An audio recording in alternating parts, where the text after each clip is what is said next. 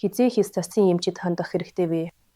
Хэрвээ танд хувийн хийс засгийн эмчид хандах боломж байгаа бол анх удаа хүүхдээ нэг ч хагасны насанд нь үзүүлэх хэрэгтэй.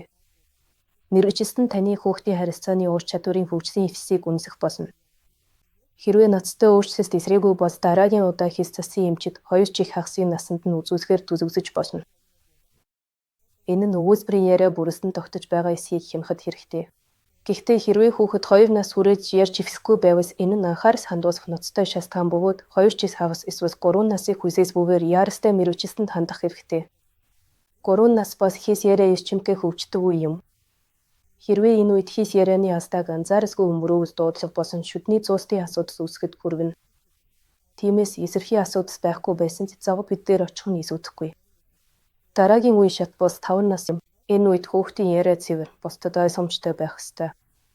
Хэрвээ хүүхэд үгэндээ үсэг үе солих, авиал дутуу хийх, эсвэл амандаа кашатай юм шиг ярьж зөвхөн эцэгийнхэнээс ойлгодог бол яаралтай савх бид дээр хандах хэрэгтэй. Учир нь үүнийг анхаарахгүй бол сургуулийн ханжистад сүргээр нөсгөлж болцсошгүй.